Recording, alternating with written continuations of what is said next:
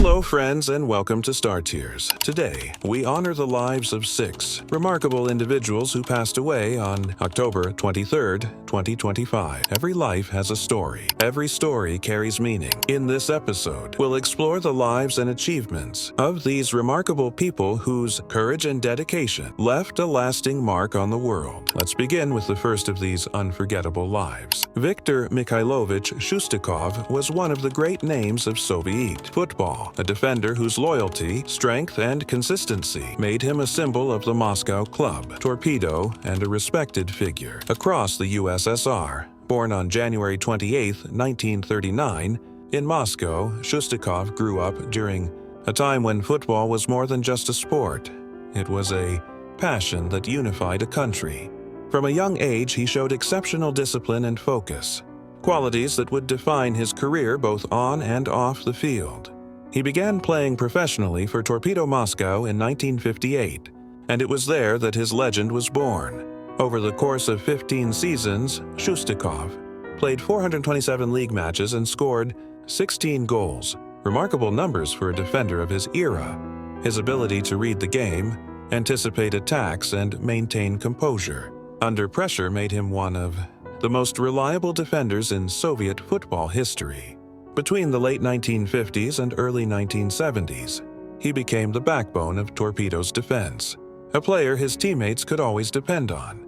Shustikov's stamina was extraordinary.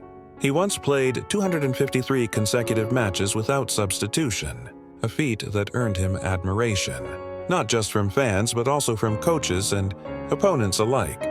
His style was defined by clean tackles, intelligent positioning, and quiet leadership. He didn't need to shout to command respect. His performances helped Torpedo win multiple championships and cup titles, making the team one of the most successful clubs of its time. With Torpedo, Viktor Shustikov became a 2-time USSR champion in 1960 and 1965, and he lifted the Soviet Cup 3 times. In 1960, 1968, and 1972, he was also a constant presence in the annual 33 Best Footballers of the Season list, appearing in it 6 times throughout his career. His talent also earned him a place in the USSR national team, for which he made 8 appearances between 1963 and 1964. He represented his country at the 1964 European Nations Cup, where the Soviet Union reached the final and claimed the silver medal. For Shustikov, wearing the national jersey was one of his proudest moments, a reward for years of discipline and dedication to his craft. After hanging up his boots in 1973, Viktor Mikhailovich didn't leave the world of football. Instead, he devoted his life to nurturing new generations of players. He worked as a coach and mentor in the Torpedo system, sharing the lessons he had learned through years of competition and teamwork. To those who trained under him, he wasn't just a former star, he was a teacher, patient and wise, someone who reminded them that football was as much about character as it was about skill. On October 23, 2025, Viktor Shustikov passed away at the age of 86. His death was met with deep sadness among fans of Torpedo and the entire Russian football community. Tributes poured in from players, coaches, and supporters who remembered him not only as a legend but also as a man of humility and integrity. Franco Reviglio was one of those rare figures who managed to bridge 2 worlds, academia and politics, and left a deep mark on both. Born on February 19, 1935, in Turin, Italy, he grew up in a country rebuilding itself after the war, a place where new ideas and bold reforms were desperately needed. From a young age, Reviglio showed a sharp intellect and a restless curiosity about how nations worked, about how economics shaped society, and how good governance could improve people's lives. He studied economics at the University of Turin, where he would later become one of its most respected professors. Those who learned under him described him not just as a teacher, but as a mentor, someone who believed that economics wasn't just about numbers or theories, but about people, fairness, and the moral choices that governments make. His lectures were known for their clarity and passion. He had the rare gift of making complex ideas simple, showing how economic policy could touch everyday lives. Franco's reputation in academia quickly drew attention from Italy's political world. He joined the Italian Socialist Party, seeing in it an opportunity to turn his principles into action. His first major role came when he was appointed Minister of Finance from 1980 to 1982 during a turbulent period for Italy's economy. Inflation was high, and the country faced major fiscal challenges. Reviglio brought to the ministry not only his economic knowledge but also his calm, rational approach. He wasn't a man of grand gestures or political showmanship. He was a thinker, a problem solver, a voice of reason in a noisy era. Later, he served as Minister of Budget and Economic Planning, continuing his mission to bring balance, fairness, and transparency to Italy's finances. He believed that a strong economy had to serve the people, not the other way around. His policies emphasized responsibility and long-term thinking, values that often put him at odds with more short-term political interests. But even his opponents respected his integrity. In addition to his political life, Franco Reviglio served as president of Eni, Italy's major energy company. Under his leadership, Eni strengthened its international presence and focused on innovation and sustainability, ideas that were well ahead of their time. He saw energy not just as a business, but as the foundation of a nation's progress. Beyond his impressive resume, Franco Reviglio was deeply respected for his humility. Colleagues and friends often said he carried his success lightly. He was a man who listened more than he spoke, who preferred discussions to arguments, and who never lost sight of his values even when power was within his grasp. When he passed away on October 23, 2025, Italy mourned not just a politician or an economist, but a man of integrity and intellect. Álvaro Laborinho Lúcio was one of Portugal's most respected legal minds and a voice of integrity in the country's public life, a man whose career spanned the courts, the classroom, and the halls of government. Born on August 4, 1941, in Póvoa de Varzim, Portugal, he devoted his life to justice, education, and civic responsibility, leaving behind a legacy built on wisdom, empathy, and a deep belief in democracy. From his early years, Álvaro showed a profound respect for fairness and human dignity. He studied law at the University of Coimbra, one of the oldest and most prestigious institutions in Europe, where he quickly became known for his intellect and discipline.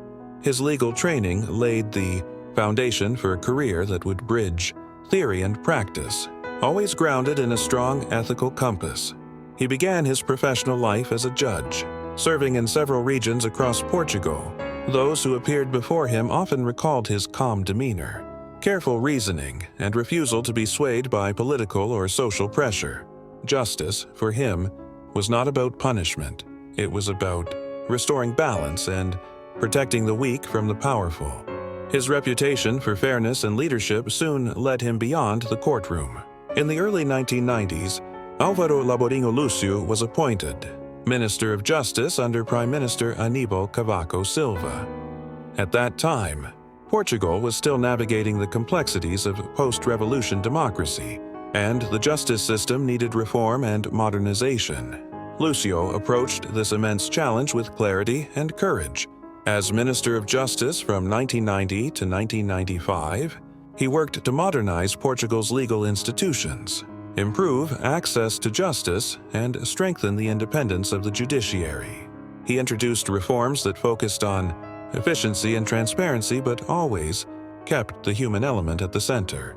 For him, justice was not just a system of laws but a moral obligation of society.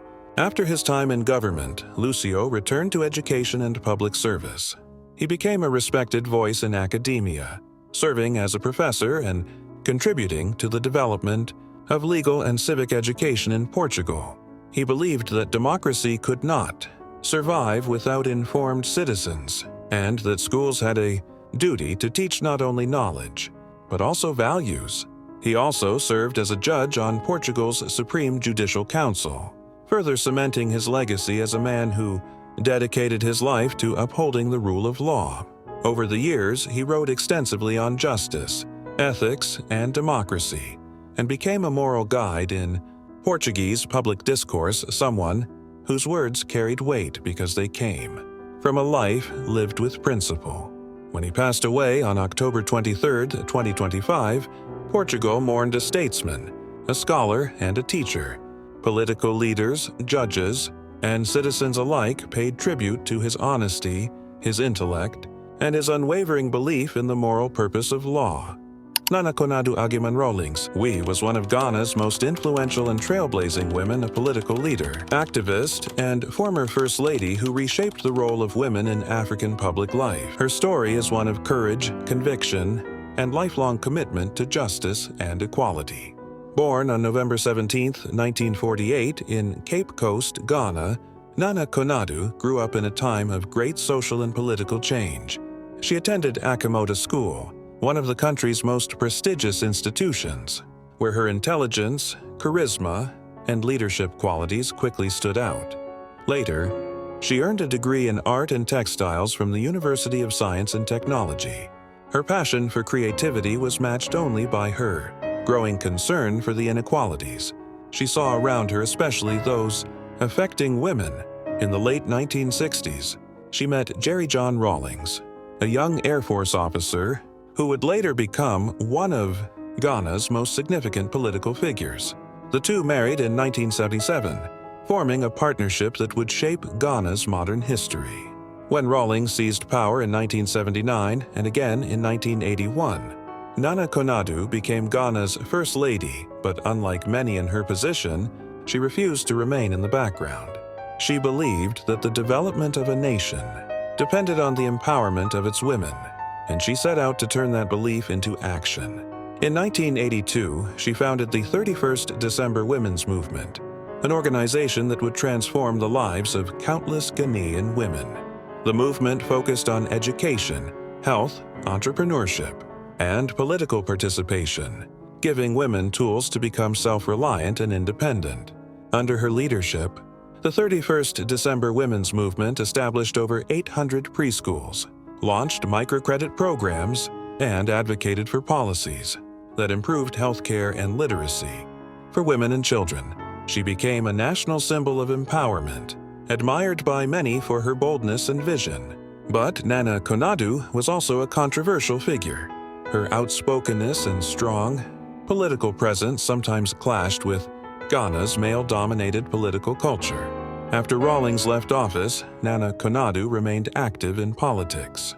She played a leading role in the National Democratic Congress, the party her husband founded, but later broke away to form her own political party, the National Democratic Party, in 2012. Her decision to challenge her husband's former allies was seen as a bold move, demonstrating her independent spirit and deep belief in democratic competition. Throughout her life, she was a fierce advocate for women's rights, not only in Ghana but across Africa. She represented her country in numerous international forums, arguing that women must be full participants in political and economic decision-making. Her speeches often mixed sharp intellect with deep compassion, urging leaders to see equality not as a luxury, but as a necessity for progress. When she passed away on October 23, 2025, tributes poured in from across Africa and beyond. Otto Barch was a name etched into the sporting history of Kyrgyzstan, a man whose discipline, endurance, and quiet determination made him one of the nation's most respected athletes, though not a household name around the world.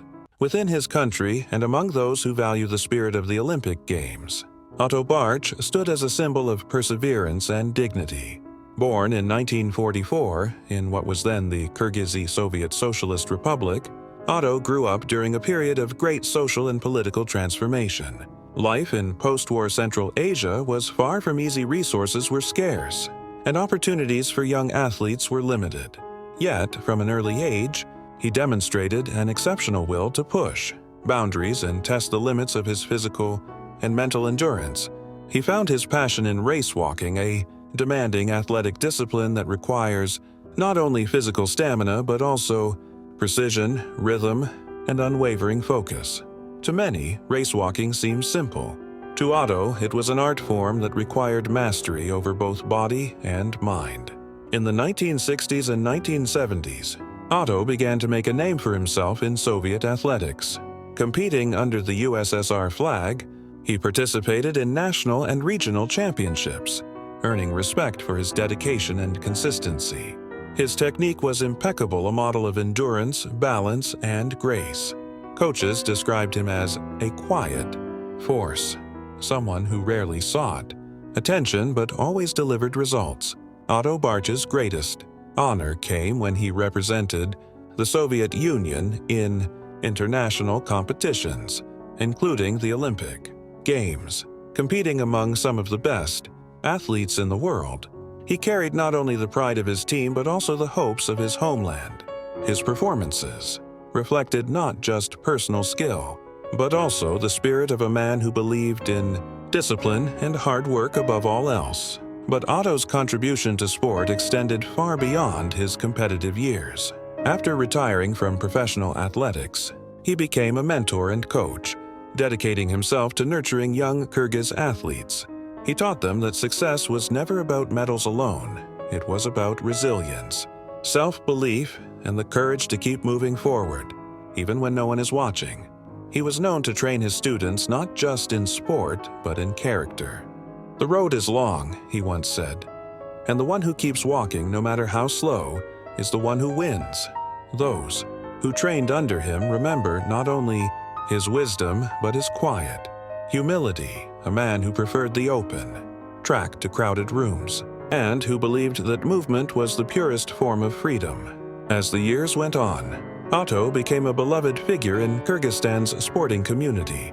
Even as his health began to decline, he continued to attend local events, encourage young athletes, and share stories from his Olympic days. For him, sport was never a career, it was a lifelong calling. When Otto Barch passed away on October 23, 2025, at the age of 81, his death marked the end of an era in Kyrgyz athletics. Josip Lukačević was a man whose life revolved around football not just as a sport, but as a passion that defined who he was. Born on November 3, 1983, in Brčko, Bosnia and Herzegovina, Josip grew up during a time of great change in his homeland. Like many children of his generation, he found joy and hope in the game. A football at his feet became his escape, his dream, and his purpose. His professional career began with HNK Orašje, a small but proud club where his energy and talent quickly stood out.